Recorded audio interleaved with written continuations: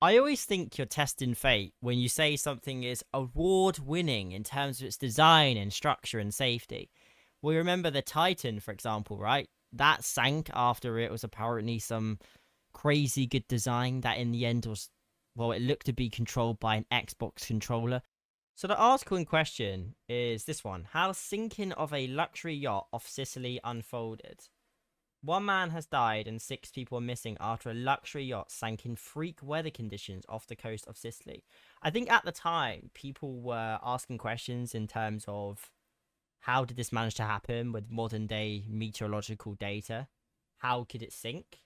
I suppose this answers the question in terms of like why it happened, because it was unexpected. So I guess they didn't prepare for it. The 56-meter British flag Bayesian was carrying 22 people, which made up 12 passengers and 10 crew, when a heavy storm that created water spouts. And just imagine being in a situation. Water spout struck early on Monday. Just imagine being in a situation where you're on this yacht. It just goes to show, doesn't it, how life can change so fast. You're in a situation where you're on a yacht, having a great time, you know, living the best life, and you go to sleep and you don't even wake up the next day. I think it turned out that these people drowned. Like it's really quite sad. 15 people were rescued and a search operation for those unaccounted for, as I mentioned, she was underway. So look, you know what's really sad? The boat was so close to land. I mean, when they say it's off the coast, they literally mean it's off the coast. I mean, look how close the yacht was in terms of the land. It could obviously see land, so it was close enough. The Bayesian was struck by a sudden and powerful storm in the early hours of Monday morning. It was reportedly anchored to the seabed outside the harbour at Porticello, a small fishing village to the east of Palermo, when what the Italian Coast Guard described as a violent storm. So obviously they must have not been that far from where they docked the boats, because obviously they had anchored it down. It's just crazy, isn't it? Do you think because obviously there's some people that have survived. Do you think that maybe these people were wondering, because obviously they're rich enough to rent an apartment or go into a hotel? Do you not think that the people were wondering, imagine only if we did that? I wonder if there's any conversations the night before that they were going to go to a hotel. Either way, it's, like I said, it's just crazy, isn't it, to think how quickly life can change. The storm was so fierce that it caused water spouts, or rotating columns of air and mist, to appear above the sea. It disappeared beneath the water at about 5 local time. So when a doctor treating survivors said the ship capsized within a few minutes. See, this is why I'm thinking there must have been like a design flaw. Because always in these situations, it turns out that there was some design flaw. I heard that the mast was really, really tall.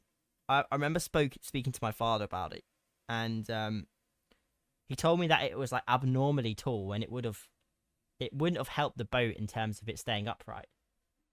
The ship's unusually tall mast. Okay, it mentions it here. Okay, the ship's unusually tall mast may have contributed to its sinking.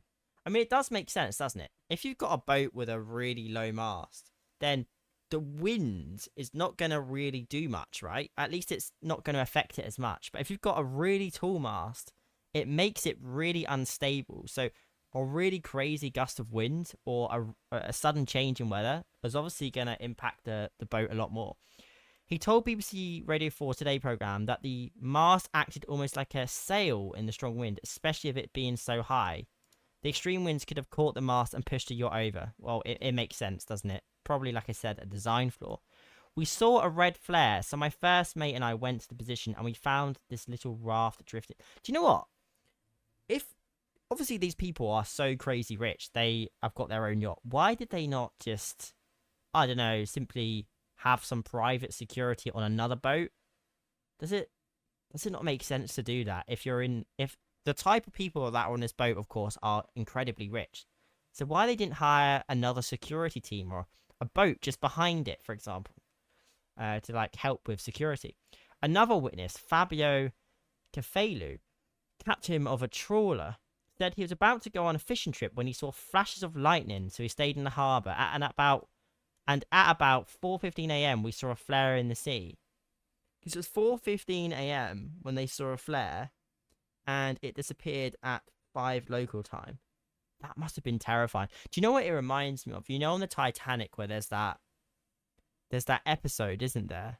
That section of the film where you see it sinking and some people can't get out, and people are trying to escape, and it reminds me of that.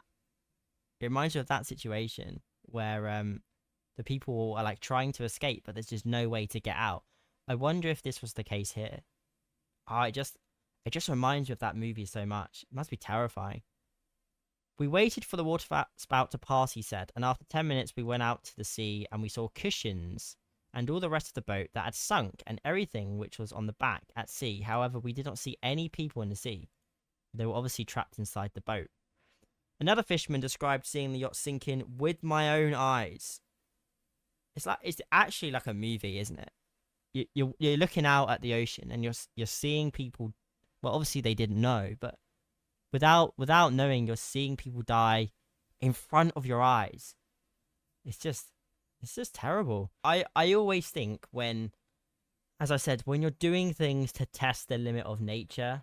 In this case, I don't know. It's just alleging at this point, but it does appear that this mast had something to do with the sinking. I always feel that, as I said, when you're testing limits of nature, for example, in this case, I don't know, but it could have been that the mast was abnormally big to make it look cool or different. You're always risking causing a major problem.